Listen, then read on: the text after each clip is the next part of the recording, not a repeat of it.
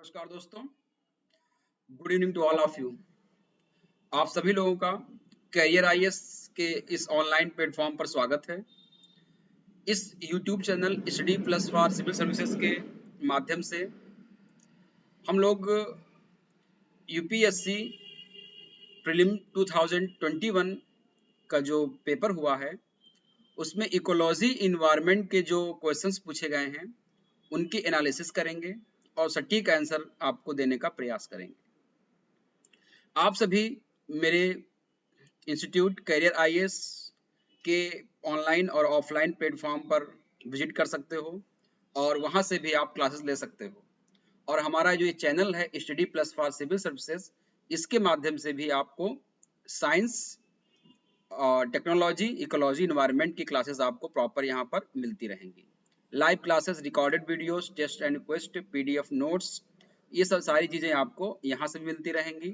और career IAS के platform से आपको सारी चीज़ें हर सब्जेक्ट का पूरा कंप्लीट कोर्स आपको वहाँ पर अलग अलग फैकल्टी के द्वारा, बेस्ट फैकल्टी के द्वारा आपको प्रोवाइड किया जाता है। तो एक बार आप करियर आईएएस को भी विजिट करिए और वहाँ से चीज़ों को आप समझिएगा। तो आज हम लोग जो बात करने वाले हैं वो यूपीएससी 2021 का प्रारंभिक परीक्षा में जो जीएस का पेपर हुआ है उसमें जो इकोलॉजी इन्वायरमेंट के क्वेश्चंस पूछे गए हैं उनकी हम लोग एनालिसिस करने वाले हैं। थोड़ा समय पहले आपको अपने बारे में बता देता हूँ। मेरा नाम सुदीप कुमार श्रीवास्तव है। मैं science and technology, ecology, environment की क्लास लेता हूँ जीएस के लिए। मैंने एमएससी बायोकेमिस्ट्री में कंप्लीट किया है और पिछले 10 सालों से मैं आप लोगों को पढ़ा रहा हूँ, टीच कर रहा हूँ, मेंटरशिप कर रहा हूँ। हमने अनअकैडमी, यूपीपीएससी अकेडमी, निश्चय IAS, discovery IAS, Patanjali IAS, IAS master और करियर आईएएस में लगातार क्लासेस ले रहा हूँ। अभी मैं करियर आईएएस से जुड़ा हुआ हूँ और वहाँ पर ऑफलाइन और ऑनलाइन दोनों क्लासेस वहाँ पर मैं ले रहा हूँ। मैंने यूपीएससी, यूपीपीएससी, एचपीएससी मेंस के लिए क्वालिफाई किया है और 10 सालों से यानी कि 2010 से मैं क्लास दे रहा हूँ। इन सालों में लगभग 5000 से अधिक विद्यार्थियों ने मेरे सुपरविजन में अच्छी रैंक अचीव की है और अपने अच्छे पोजीशन पर हैं। तो हम अब स्टार्ट करेंगे जो हमारा आज का सेशन है कि यूपीएससी प्रारंभिक परीक्षा 2021 में इकोलॉजी इन्वायरमेंट के जो प्रश्न पूछे गए हैं उनका सटीक एनालिसिस क्या है, इस पे हम लोग चर्चा करेंगे। आंसर, क्वेश्चन पेपर और एनालिसिस, इकोलॉजी एंड इन्वायरमेंट। तो आइए हम लोग शुरू करते हैं। पहला क्वेश्चन आया था कि consider the following kinds of organism: copepods, cyanobacteria, diatoms and foraminifera. पूछा गया था कि इनमें से कौन सा प्राइमरी प्रोड्यूसर है फूड चेन ऑफ ओशन का, यानी कि समुद्र की जो खाद्य श्रृंखला होती है। आप लोगों ने खाद्य श्रृंखला पढ़ी होगी। समुद्र में जो फूड चेन होती है उसमें जो प्राइमरी प्रोड्यूसर होते हैं, प्राथमिक उपभोक्ता होते हैं, यानी कि जो फोटोसिंथेसिस करते हैं, जो अपना भोजन बनाते हैं खुद, उनको क्या कहा जाता है? प्राइमरी प्रोड्यूसर कहते हैं। और इसमें आपके जो आते हैं ये फोटोसिंथेसिस के द्वारा आते हैं और इनको ट्रॉपिक लेवल फर्स्ट भी कहा जाता है। तो ध्यान रखिएगा, समुद्र में जो प्राइमरी प्रोड्यूसर होते हैं वो यूनिसेलुलर ऑर्गेनिज्म होते हैं। उनमें आपके डायटम्स आते हैं और ब्लू ग्रीन एल्गी आते हैं। ब्लू ग्रीन एल्गी जिनको हम लोग साइनोबैक्टीरिया के अंतर्गत रखते हैं। इन दोनों में क्लोरोफिल होता है और ये अपना भोजन स्वयं बनाते हैं। फोरामिनीफेरा और कोपोड्स जो होते हैं ये एनिमल होते हैं, माइक्रो क्रिएचर्स होते हैं एनिमल्स के। तो ये जो है वो अपना भोजन स्वयं नहीं बनाते हैं, तो ये प्रोड्यूसर में नहीं आते हैं, ये कंज्यूमर में आते हैं। इसलिए इसका सही आंसर क्या हो जाएगा? 2 और 3। तो 2 और 3 आपका आंसर बी में है, तो इसका सटीक आंसर क्या होगा? आपका बी होगा। तो एग्जैक्टली जो फाइटोप्लैंक्टन होते हैं ये सबसे छोटे प्लांट किंगडम के जो एनिमल्स जो ऑर्गेनिज्म होते हैं उनको हम लोग फाइटोप्लैंक्टन कहते हैं। जो प्राइमरी प्रोड्यूसर होते हैं उनको फाइटोप्लैंक्टन कहते हैं और जो प्राइमरी कंज्यूमर होते हैं उनको हम लोग जूप्लैंक्टन कहते हैं। तो फाइटोप्लैंक्टन में बहुत सारे जीव आते हैं, डायटम्स आ जाते हैं, तो ये पूछा गया है। डिनोफ्लैजिलेट्स आते हैं, कोकोलिथोफोर्स आते हैं, पीकोप्लैंक्टन आते हैं और साइनोबैक्टीरिया। तो यही 2 चीजें आपसे पूछ ली गई थी इनको आपको ध्यान में रखना है। नेक्स्ट क्वेश्चन जो पूछा गया है, कंसीडर द फॉलोइंग एनिमल्स, निम्नलिखित एनिमल्स के बीच बारे में आप बताइए। हेड हॉग, मार्मट और पेंगोलिन, ये 3 नाम दिए गए। और पूछा गया है कि to reduce the chance of being captured by predators which of the following which of the above organism rolls up and protects its their vulnerable parts। यानी कि जब कोई शिकारी इनको खाने के लिए या इनको पकड़ने के लिए आता है तो ये क्या करते हैं, अपनी बॉडी को पूरा रोल अप कर लेते हैं, पूरा घुमा लेते हैं, गोल गोल कर लेते हैं। और इससे क्या होता है कि इसकी जो वनरेबल पार्ट जो होते हैं, जो नाजुक अंग होते हैं, वो एकदम से अंदर छिप जाते हैं और ऊपर का जो स्केलेटन होता है वो इतना हार्ड या उतना कटीला होता है कि वो जानवर उसको खाने से घबराता है और उसको खोल नहीं पाता है। तो कौन सा एनिमल है जो अपनी बॉडी को पूरा रोल अप कर लेता है और उसके नाजुक अंग छिप जाते हैं? हेडहॉग, मरमट और पेंगोलिन, ये आपसे पूछा गया था। तो इसका सही आंसर क्या होगा आपका, ध्यान दीजिएगा, मैं यहाँ पे आपको डायग्राम दिखा देता हूँ। इसका डायग्राम आप देखेंगे यहाँ पर, ये देखिए हेड हॉग है। हेड हॉग को आप यहाँ पर देख पा रहे हैं कि ये इस तरह का एनिमल होता है, लेकिन ये आप देखिएगा ये इस तरह का एनिमल होता है, लेकिन अपने आप को देखिए किस प्रकार से ये चेंज कर लेता है, पूरा गोल हो जाता है। ये इस प्रकार देखिए राउंड अप हो गया है, इस प्रकार से राउंड अप हो जाता है कि कोई भी इसका जो शिकारी है वो इसको फिर ओपन नहीं कर पाता है। तो ये अपने आप को रोल अप कर लेता है। ये तो हेड हक हो गया, ये एनिमल ऐसे होता है और फिर ये ऐसे गोल गोल हो जाता है। और दूसरा आपका होता है पेंगोलिन। अगर आप पेंगोलिन को देखेंगे तो पेंगोलिन कुछ ऐसा होता है। ये इसके जो नाजुक अंग होते हैं वो नीचे की तरफ से होते हैं, माउथ होता है। तो ये करता क्या है, आप देखेंगे कि ये पूरा ये गोल गोल अपने आप को राउंड अप कर लिया, इसने रोल अप कर लिया। तो रोल अप करने से क्या होता है, शेर भी जो है इसको नहीं खोल पाता है और ये अपने अपने जो नाजुक अंगों की रक्षा कर लेता है और शेर परेशान होकर के फिर निराश होकर के फिर वो छोड़ करके चला जाता है, फिर ये अपने को ओपन करके चला जाता है।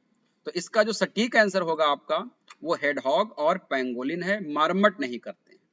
तो इसका आंसर 1 और 3 होगा, यानी कि इसका सही आंसर क्या है आपका, डी है। 1 और 3 इसका सही आंसर क्या है आपका, डी। इसको आपको ध्यान में रखना है। यहाँ पे दिया भी गया है, इसको आप पढ़ लीजिएगा कि कैसे कैसे करते हैं ये। हेडहॉग और पेंगोलिन करते हैं, मार्मट नहीं करता। इस चीज को आपको ध्यान में रखना। अगली चीज आपको ध्यान रखनी है वो है, क्वेश्चन है कि with reference to the New York declaration on forest, New York declaration जो फॉरेस्ट पे हुआ है उसके बारे में सही स्टेटमेंट कौन सा है? पहला, it was first endorsed at the United nation climate summit in 2024। New York declaration जो हुआ था फॉरेस्ट पर, यह बात सही है, ये यूनाइटेड नेशन क्लाइमेट समिट 2014 में हुआ था, उसमें सबसे पहली बार इसको इंडोर्स्ड किया गया था, यानी कि पहला सही है। अब फर्स्ट इज करेक्ट, तो आपके सी और डी अपने आप गलत हो गए। It endorse a global timeline to end the loss of forest, यानी कि एक ग्लोबल टाइमलाइन जो है इसमें इंडोर की गई थी कि इसमें जो हम क्या करना है, हमको फॉरेस्ट लॉस को जो है वो हमको बचाना है। दूसरा भी स्टेटमेंट यहाँ पर आपका सही है, तो दूसरा भी सही है, तो आपका बी भी गलत होगा कि यहाँ पर दूसरा नहीं है, तो आपका आंसर क्या हो गया, ए हो गया। यानी कि चौथा भी सही है। It is endorsed by government being big companies and indigenous community, ये केवल सरकार के द्वारा नहीं होता है, एनजीओज के द्वारा भी होता है, बड़ी कंपनियां भी इसमें साथ देती हैं और इंडिजिनस जो कम्युनिटी होती है वो भी करती हैं। चौथी भी सही है। इट इज लीगली बाइंड, अब इसको पढ़े या ना पढ़े कोई अपने आप सही होगा आंसर, लेकिन ये लीगली बाइंड नहीं होता है और इंडिया जो है इसका जो है सिग्नेचरीज नहीं था, यानी कि हस्ताक्षर करता देश नहीं था। तो इसका 1, 2 और 4 सही है, यानी कि ए ऑप्शन इसका आपका सही हो गया। इसको आप पढ़ सकते हैं, इसमें चीजें आपको एक्सप्लेन की गई है। तो 10 गोल्स दिए गए थे डिक्लेरेशन में कि हॉल्ट नेचुरल फॉरेस्ट लॉस को 2030 तक जो है को हमको रिस्टोर करना है। 350 मिलियन हेक्टेयर में डिग्रेड हो गए लैंडस्केप को, फॉरेस्ट लैंड को इम्प्रूव करना है गवर्नेंस के द्वारा, फॉरेस्ट कम्युनिटीज के द्वारा, इन सब चीजों को हमको इसको अच्छे से करना है। नेक्स्ट क्वेश्चन है मैग्नेटाइट पार्टिकल्स। मैग्नेटाइट पार्टिकल्स जो होते हैं suspected to cause neurodegenerative problems are generated as environmental pollutant from which of the following. यानी कि जो मैग्नेटाइट पार्टिकल्स होते हैं एक प्रकार से क्या करते हैं, ये न्यूरो डिजेनरेटिव प्रॉब्लम्स क्रिएट करते हैं। ये इन्वायरमेंटल पोल्यूशन में कहाँ से जनरेट होते हैं? तो चार पांच इसे 5 ऑप्शन दिए हुए हैं, आपको बताना है कि मैग्नेटाइट पार्टिकल इनमें से कहाँ से निकलता है। पहला है brake of motor vehicle, engine of the motor vehicle, microwave stove within homes, power plant और टेलीफोन लाइन्स। तो इसमें जो आपको ध्यान रखना है कि जितने भी व्हीकल्स होते हैं उनसे निकलता है। तो 1 और 2 सही है, 1 2 3 में है तो सी ऑप्शन गलत हो गया। माइक्रोवेव जो आपके होते हैं स्टोव विद इन होम्स, जो माइक्रोवेव स्टोव्स होते हैं उनसे ये मैग्नेटाइट पार्टिकल्स नहीं निकलते हैं, इसलिए तीसरा गलत हो गया। तो जब तीसरा गलत हो गया तो आपका पहला भी गलत हो गया, तो सही आंसर क्या होगा इसका? आपका बी हो जाएगा, क्योंकि ये टेलीफोन लाइंस से भी ये नहीं निकलता है। ये दोनों आपके गलत हैं। तो first, second and fourth are correct, तो इसका आंसर क्या हो जाएगा? बी हो जाएगा।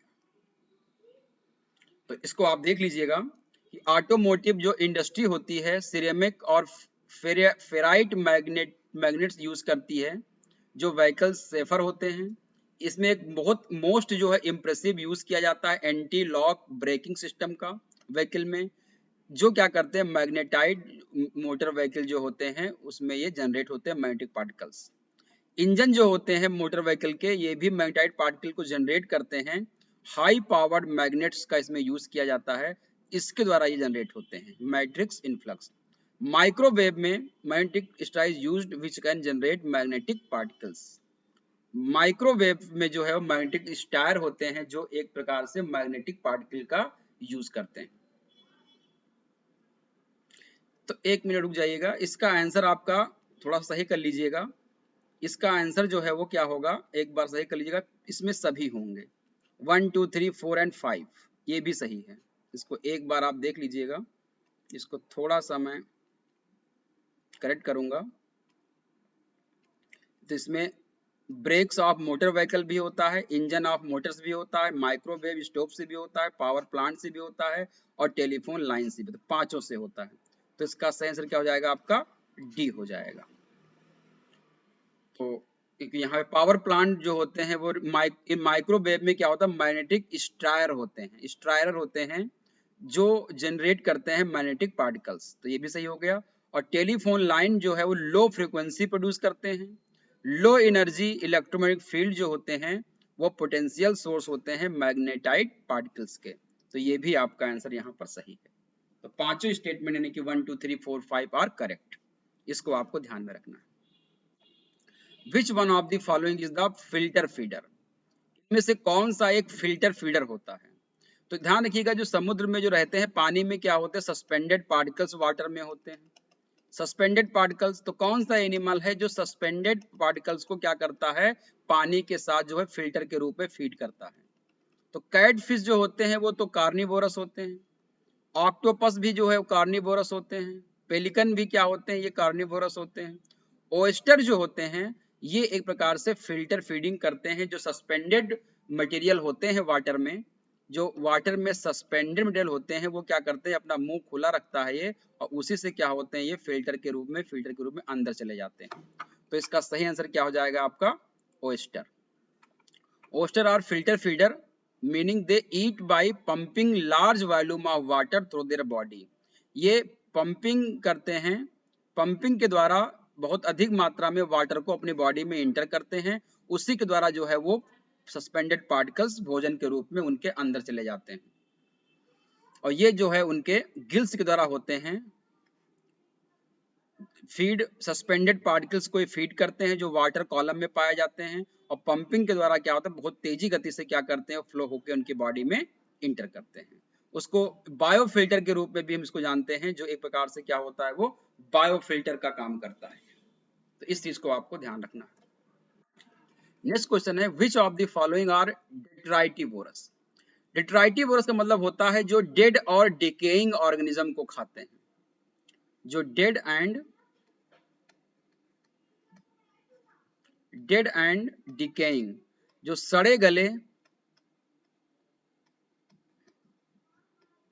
सड़े गले पदार्थों को खाते हैं या उन पे जीवित रहते हैं, उनको डेट्राइटिवोरस कहते हैं। तो चूंकि जेली फिश जो होती है ये कॉर्निवोरस होती है, ये मांसाहारी होती है, तो ये तो डेट्राइटिवोरस दूसरा होगा नहीं। तो दूसरा किसमें है आपका, पहले में भी है, बी में भी है और डी में भी है। तो इसका सही आंसर क्या हो गया आपका, सी हो गया। और सी में देखेंगे आप, और सी हॉर्स भी क्या होता है, सी हॉर्स भी क्या होता है, ये भी आपका मांसाहारी होता है, ये सड़े गली जो नहीं खाता है। तो दो हो गए इसमें कॉर्निवोरस, दो और चार नहीं होंगे। तो दो चार, एक तो पहला ही नहीं होगा, दूसरा ही नहीं होगा, दूसरा तीनों में है तो गलत हो गया। केचुआ आपको पता है कि ये क्या करता है, ये मिट्टी को खाता है, टूटी हुई पत्तियां जो होती हैं उनको खाता है, तो डेड और डिकेइंग करता है, मैन्यूर बनाता है। मिलीपीड्स जो होते हैं और वुड लाइस होते हैं, ये तीनों जो है वो क्या करते हैं आपका डेट्राइटिवोरस की कंडीशन में आते हैं। Earthworm, millipedes and wood lice are detritivores. Detritivores include microorganisms such as इसमें detritiv इनके अलावा detritivores के अंतर्गत बैक्टीरिया और फंगी भी आते हैं। इनवर्टिब्रेट की बात करें तो हम जो इंसेक्ट भी आते हैं जैसे माइट्स हो गए, बीटल्स हो गए, बटरफ्लाई होंगे, फ्लाइज होंगे। मोलस्का की बात करें, स्लग्स आते हैं, स्नेल्स आते हैं, सॉइल डेवलिंग अर्थवर्म्स आते हैं, मिलीपीड्स आते हैं और वुड लाइस आते हैं। ये सारे जो है वो क्या होते हैं आपके डेट्राइटिवोरस होते हैं। जेलीफिश कार्निवोरस होता है। सी हॉर्स जो होता है वो भी क्या होता है, एक कार्निवोरस एनिमल होता है। तो ये दोनों नहीं होंगे, तो अर्थवर्म भी हो गया, फंगी हो गया, बीटल हो गया, आपके पिलविक्स, यही आपका जो पिलविक्स होता है यही आपका क्या होता है, आपका वुड लाइस होता है। बरोइंग बग्स होते हैं, सिट्रस आपके होते हैं, तो ये सारे आपके क्या कहलाते हैं, आपके डेट्राइटिवोरस कहलाते हैं।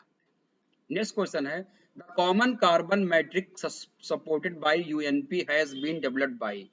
कॉमन कार्बन मैट्रिक, तो जब कॉमन कार्बन मैट्रिक की बात करते हैं जो यूएनपी को सपोर्ट किया जाता है, ये कार्बन फुटप्रिंट के बिल्डिंग के लिए जो है वो विश्व भर में एक ऑपरेशन है। तो यानी कि कार्बन फुटप्रिंट से संबंधित होता है। Carbon matric, common carbon matric जो है वो कार्बन फुटप्रिंट से जुड़ा हुआ टर्म है, तो इसका आंसर क्या हो जाएगा, ए हो जाएगा। Common carbon metric for measuring energy use and reporting green house gas emission from building operations. United Nation environment programme 2009 में इसको शुरू किया गया था। तो दुनिया भर के जो अग्रणी विशेषज्ञों ने व्यापक अंतरराष्ट्रीय सहयोग के माध्यम से एक इमारत के कार्बन पदचिह्न को मापने का, यानी कि कार्बन फुटप्रिंट को मापने का एक सार्वभौमिक तरीका विकसित किया है। यूनाइटेड नेशन एनवायरमेंटल प्रोग्राम द्वारा समर्थित एक नया कॉमन कार्बन मीट्रिक दुनिया भर की इमारतों से जो उत्सर्जन का लगातार मूल्यांकन और तुलना करने और सुधारों को मापने की अनुमति देता है। यानी कि इमारतों से जो भी कार्बन का उत्सर्जन होता है उसका मूल्यांकन करना, असेसमेंट करना, तुलना करना, और अगर ज्यादा हो रहा है या किसी में कम हो रहा है तो उनके सुधारों के मापन की अनुमति देने का काम करता है। तो ये एक अच्छा क्वेश्चन था, इसको आपको याद रखना है। कॉमन कार्बन मैट्रिक जो है कार्बन फुटप्रिंट से जुड़ा हुआ है। नेक्स्ट क्वेश्चन है which of the following have species that can establish a symbiotic relationship with other organism. इनमें से कौन सा जो है एक सिम्बायोटिक रिलेशन में, एक दूसरे के सिम्बायोटिक रिलेशन में होते हैं, यानी कि सहजीवी होते हैं, दो आपस में सहजीवन यानी कि म्यूचुअल रिलेशन बिताते हैं, साझा हित के द्वारा क्या करते हैं, जिंदाते हैं सहजीवी के रूप में। निडेरियंस में कौन आते हैं, कोरल आ जाते हैं। तो कोरल भी क्या होते हैं, ये भी एक प्रकार सहजीवी के साथ रहते हैं। फंगी के बारे में पढ़ा होगा, जब फंगी और एल्गी रहते हैं तो उसको लाइकेन कहते हैं। फंगी और हायर प्लांट यानी कि पाइन जो होते हैं उसको आपको माइकोराइजा कहते हैं, तो ये भी होता है। और बहुत सारे प्रोटोजोआ जो होते हैं वो जैसे दीमक के इंटेस्टाइन में रहते हैं और वहां पर वो डाइजेशन में हेल्प करते हैं। तो तीनों जो है एक प्रकार से अलग अलग ऑर्गेनिज्म के साथ सिम्बायोटिक रिलेशन में रहते हैं। तो इसका सही आंसर क्या हो जाएगा आपका डी हो जाएगा। ये भी क्लास में बताया गया था। Some organism live together and share both shelter and nutrients. कुछ ऑर्गेनिज्म क्या होते हैं, एक साथ रहते हैं और शेल्टर और न्यूट्रिएंट दोनों का साझा करते हैं, यानी कि आवास और पोषक तत्वों दोनों का साझा करते हैं। इस प्रकार के रिलेशन को सिम्बायोसिस कहा जाता है। निडेरिया जो होते हैं वो इनवर्टिब्रेट्स हैं, फाइलम जो आपका होता है निडेरिया से आते हैं। इसमें यूनिसेलुलर ऑर्गेनिज्म जैसे डिनोफ्लैजेलेट्स, एल्गी, इसको हम लोग जूजेंथेली कहते हैं, वो इसके अंतर्गत रह करके अपना जीवन व्यतीत करता है। सर्टेन फंगाई जो है रूट, प्लांट के रूट में रहते हैं, जिनको हम लोग माइकोराइजा कहते हैं, और एल्गी के साथ में रहते हैं, जिसको हम लोग लाइकेन कहते हैं। तो और बहुत सारे फंगी जो होते हैं वो पैरासाइट के रूप में भी रहते हैं, इसको आपको देखना है। और प्रोटोजोआ जो होते हैं वो भी सिम्बायोटिक रिलेशन में रहते हैं। इसका एक अच्छा एग्जाम्पल आपके सामने है, इसको ध्यान रखिएगा। एक अच्छा एग्जाम्पल आपके सामने है इसका।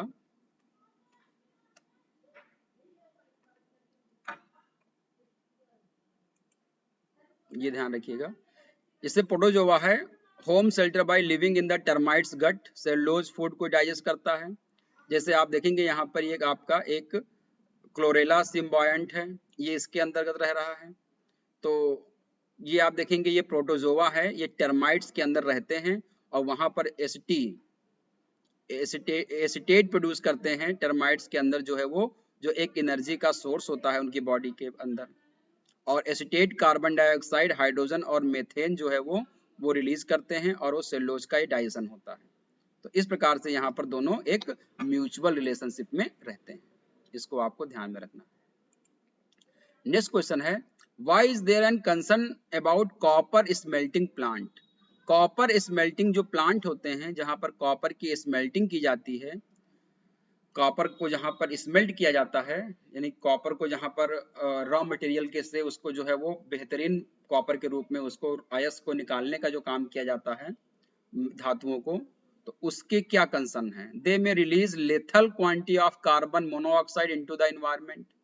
इससे क्या होता है कि कार्बन मोनोऑक्साइड की क्वांटिटी इतनी ज्यादा निकलती है वायुमंडल में कि वो मनुष्य के लिए मतलब लेथल मतलब मारने वाला होता है, यानी कि इंसान की मृत्यु हो सकती है, लिथल होता है, घातक होता है, इतनी मात्रा निकलती है। तो ध्यान रखिएगा कि कॉपर स्मेल्टिंग में कार्बन मोनोऑक्साइड निकलता तो है, बट इतना नहीं निकलता है कि क्या हो जाए, वो लिथल हो जाए। यानी कि पहला स्टेटमेंट आपका गलत हो गया। तो पहला अगर गलत हो गया तो आपके ए, सी और डी गलत हो गए, तो सही आंसर क्या होगा आपका बी हो गया, यानी कि इसको पढ़ना ही नहीं है। Copper slag can cause the leaching pH some heavy metals into the environment, leaching of some heavy metals into the environment। Copper slag जो होता है वो क्या करता है, इन्वायरमेंट में हैवी मेटल्स की लीचिंग करता है, ये भी सही है।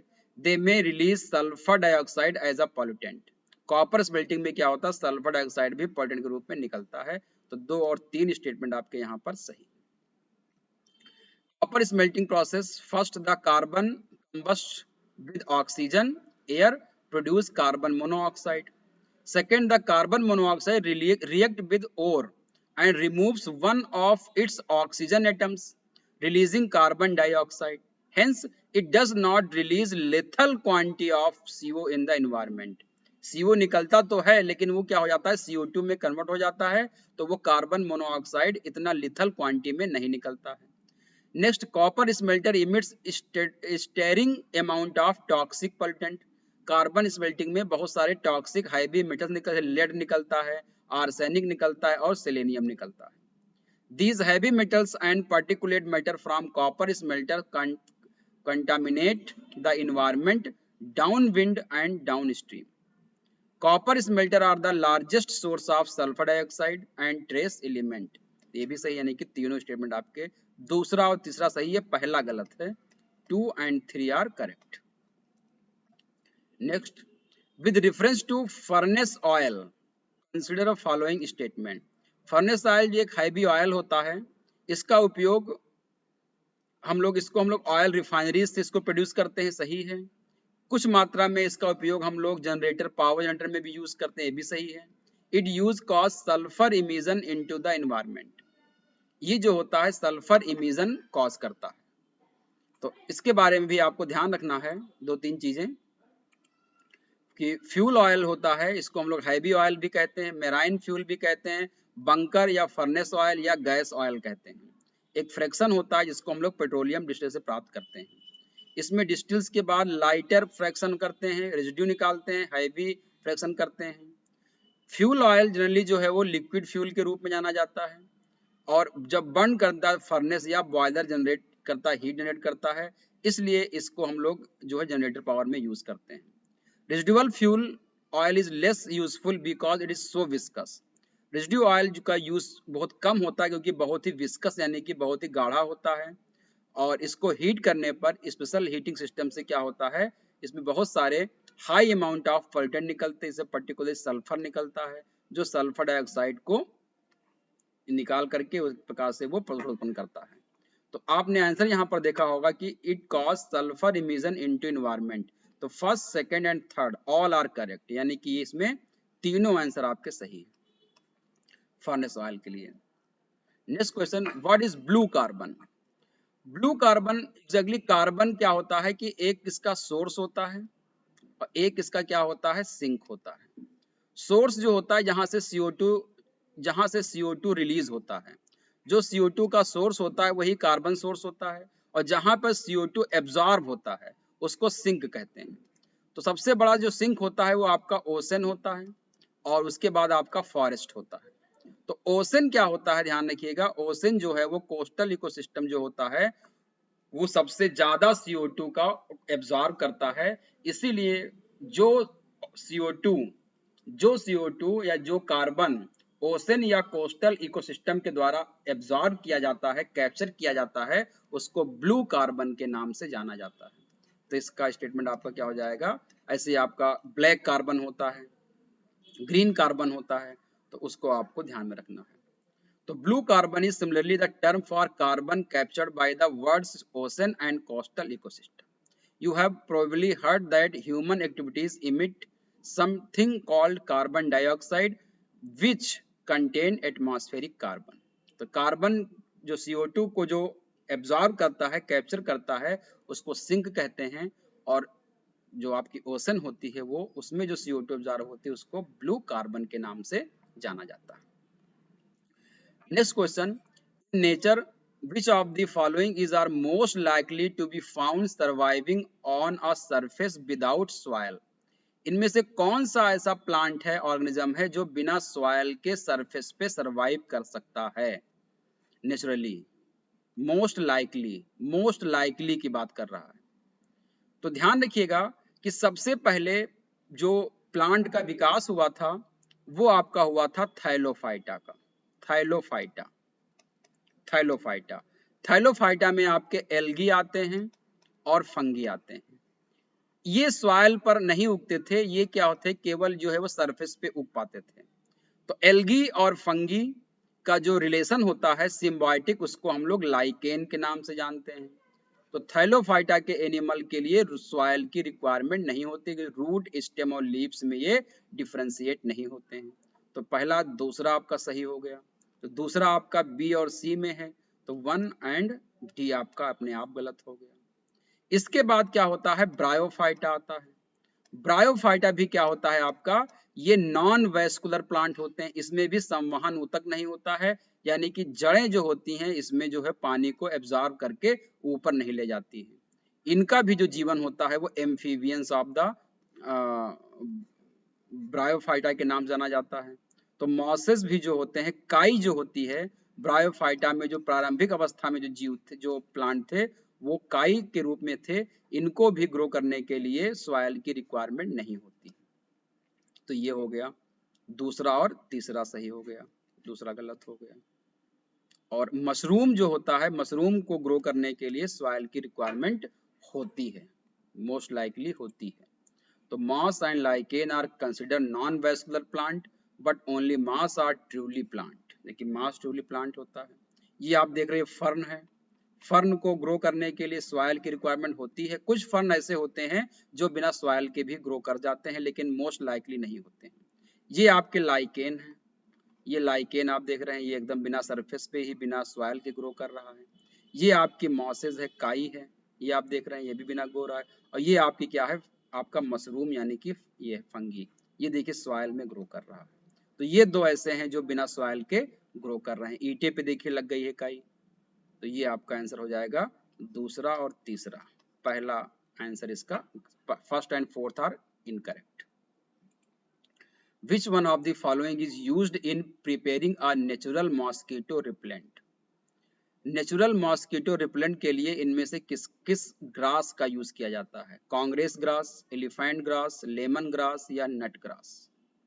इनके बारे में आपने ये इकोलॉजी में आपने पढ़ा होगा इनके बारे में, या इन बारे में आपका इकोसिस्टम में कांग्रेस ग्रास क्या होती हैं और एलिफेंट ग्रास क्या होती है, लेमन ग्रास क्या होती है। तो नेचुरल मॉस्किटो रिपेलेंट के रूप में हम लोग क्या यूज करते हैं? लेमन ग्रास का यूज करते हैं। लेमन ग्रास का हम लोग यूज करते हैं, इसको आपको ध्यान रखना है। लेमन ग्रास का यूज करते हैं। लेमन यूकेलिप्टस ऑयल होता है। 1940 से हम लोग लेमन यूकेलिप्टस ऑयल को हम लोग एक नेचुरल रिपेलेंट के रूप में यूज कर रहे हैं। Centre for disease control and prevention CDC ने इसको अप्रूव्ड किया है यूकेलिप्टस ऑयल को, कि इसको हम लोग मॉस्किटो रिपेलेंट के रूप में यूज करेंगे। रिसेंट स्टडी ट्रस्टेड सोर्स बताया गया है कि mixture of 32% lemon eucalyptus oil provide more than 95% protection against mosquito for 3 hour. तो ये जो आपकी घास दिख रही है, यही आपकी क्या है? लेमन ग्रास है। ये लेमन ग्रास होती है, इसी का यूज किया जाता है। और इससे आप देखेंगे ये मॉस्किटो का, इसमें दो तरह के आप देख पाएंगे। एक तो आपको ध्यान रखना, ये लेमन ग्रास नेचुरल ऑयल होता है, एक सिट्रोनेला ऑयल, ये भी जो है मॉस्किटो रिपेलेंट के रूप में इसका यूज किया जाता है। तो सिट्रोनेला भी याद रखिएगा, लेमन ग्रास और सिट्रोनेला ऑयल, इन दोनों के ऑयल को हम लोग क्या करते हैं? मॉस्किटो मॉस्क्विक के नाम से जो बाजार में आपको मिलता है, इसको आपको ध्यान में रखिए। In the case of which of the following biogeochemical cycle, weathering of rock is the main source of release of nutrients in entry the cycle? तो न्यूट्रिएंट साइकिल जो होती है वो दो प्रकार की होती हैं। एक आपका गैसियस होता है और एक आपका सेडिमेंट्री होता है। गैसियस साइकिल में आपका carbon cycle, nitrogen cycle, oxygen cycle और वाटर साइकिल आ जाते हैं। सेडिमेंट्री में आपका सल्फर साइकिल, फास्फोरस साइकिल और अदर जो आपके मेटल्स होते हैं जैसे मैग्नीज साइकिल हो जाता है, वो अलग अलग। तो मेनली जो है वो सल्फर और फास्फोरस को हम लोग देखते हैं। इनमें से भी क्या है कि जो सल्फर जो होता है, इसके दो सोर्स होते हैं। एक तो रॉक भी होती है, वेदरिंग से भी होती है, और इसके क्या होते हैं? मैनमेड सोर्स भी होते हैं, जो आपके इंडस्ट्रियल एरिया जो हैं उनसे भी हो जाता है। कंबस्शन ऑफ द फॉरेस्ट उनसे भी आ जाता है, या फ्यूल के कंबस्शन से और लकड़ी के कंबस्शन से उससे भी हो जाता है। वल्केनो इरप्शन से भी हो जाता है। जबकि फास्फोरस जो होता है ये केवल और केवल रॉक वेदरिंग से ही जो है इसका मेन सोर्स है। इसका जो मेन सोर्स है क्या है? वो रॉक वेदरिंग है। तो इसका आंसर क्या हो जाएगा आपका? फास्फोरस साइकिल हो जाएगा, सेडिमेंट्री। ये आपको ध्यान रखना। फास्फोरस जो है वो नेचर में फास्फेट के रूप में पाया जाता है। फास्फेट जो होता है रन ऑफ करता है ह्यूमन एक्टिविटी तरह भी करता है। नेचुरल सरफेस रन ऑफ जो होता है, जब फास्फेट जो है रॉक के वेदरिंग से निकलता है तभी ये वहां पर फ्लो करता है। और इस प्रकार से फास्फेट जो है रिवर में, लेक्स में और ओशन में चला जाता है। और रॉक्स जो होता है ये ओरिजिन इन द ओशन, और इस प्रकार से वो वहां पर समुद्र में भी चला जाता है। अगर इसको आप देखते हैं यहाँ पर, इसको अगर आप डायग्राम में देख पाए, यहाँ पर ये देखेंगे तो रॉक एंड सॉइल से रन ऑफ करेगा लेक एंड स्ट्रीम के द्वारा इनऑर्गेनिक फास्फेट, प्लांट और एब्जॉर्प्शन करेगा फास्फेट के रूप में। फिर ये मेटाबॉलिज्म के द्वारा एटीपी में भाग करेगा, यहाँ पे एनिमल कंजम्पशन करेंगे, एटीपी बनाएंगे, फिर इसका फिर से डिकम्पोजिशन होगा और रॉक और सॉइल में वापस से चला जाएगा। तो ये फास्फोरस साइकिल होते हैं, लेकिन मेन जो सोर्स इसका क्या है वो क्या है? आपका रॉक है, रॉक वेदरिंग। मेन सोर्स क्या है इसका? रॉक वेदरिंग ही। ये आपको ध्यान में रखना।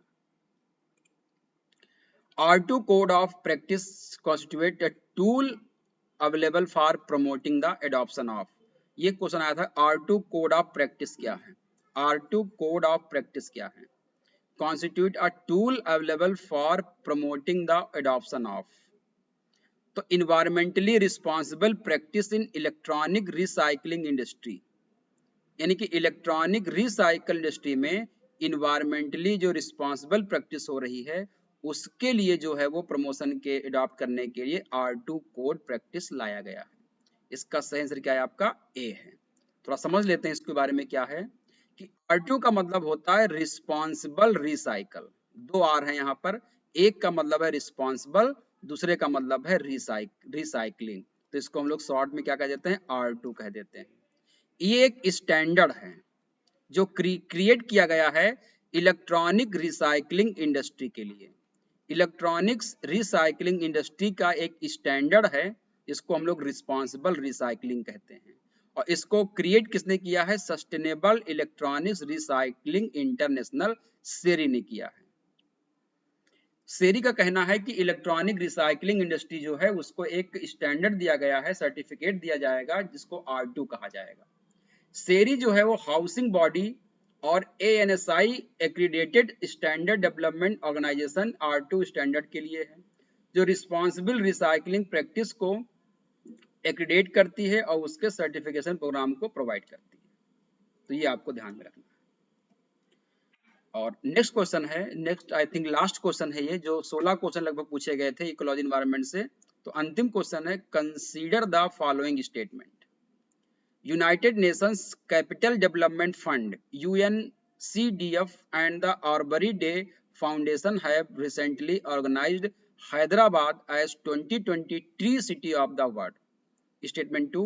Hyderabad was selected for the recognition for a year following its commitment to grow and maintain the urban forest.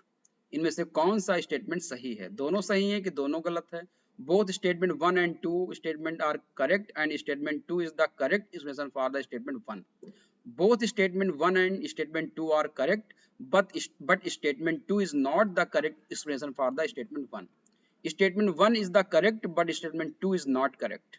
Statement 1 is not correct, but statement 2 is correct. तो ध्यान रखिएगा, इसमें पहला जो ऑप्शन है कि United nation capital development fund, इसने नहीं किया है, इसने नहीं किया है, इसको आपको ध्यान रखना है। इसको किया गया है फूड एंड एग्रीकल्चरल ऑर्गेनाइजेशन के द्वारा, FAO के द्वारा किया गया है। किसके द्वारा किया गया है? फूड एग्रीकल्चरल ऑर्गेनाइजेशन के द्वारा इसको किया गया है, FAO के द्वारा किया गया है, और साथ में आर्बर डे फाउंडेशन के द्वारा, दोनों ने मिल करके Hyderabad 2020 tree city of the world किया है। यानी कि पहला स्टेटमेंट आपका गलत हो गया। दूसरा, Hyderabad was selected for the recognition for a year following its commitment to grow and maintain the urban forest, ये स्टेटमेंट आपका सही है। यानी कि statement 1 is not correct, but statement 2 is correct. इसका सही आंसर क्या हो जाएगा? डी हो जाएगा।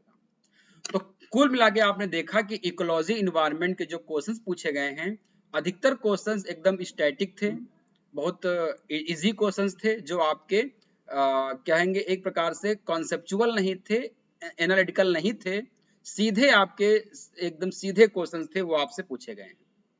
और करंट के क्वेश्चन थे वो भी आपके इजी थे। अगर आपने इकोलॉजी एनवायरनमेंट के करंट को या द हिंदू पेपर को लगातार अगर आप पढ़ते रहते तो ये सारे क्वेश्चंस आपके इजीली हो जाते। तो तैयारी करने का तरीका यही है कि इकोलॉजी एनवायरनमेंट की बेसिक नॉलेज आप अच्छे से कर लीजिए, और इसके बाद करंट अफेयर से उसको लिंक करते जाइए हर महीने का। इससे आपकी तैयारी बेहतर हो जाएगी। निराश नहीं होना है, लगातार प्रयास करते रहना है, बेहतरीन अपना बेस्ट अपना हमेशा देना है आपको, और लगे रहना है। सफलता निश्चित मिलेगी, जीत निश्चित होगी। बस धैर्य के साथ लगे रहिए। कैरियर IAS के साथ, मेरे साथ जुड़ करके लगातार आप लोग पढ़ते रहिए। इतना ही, फिर हम लोग मिलेंगे नए सेशन के साथ, नए टॉपिक के साथ। तब तक के लिए थैंक यू, नमस्कार।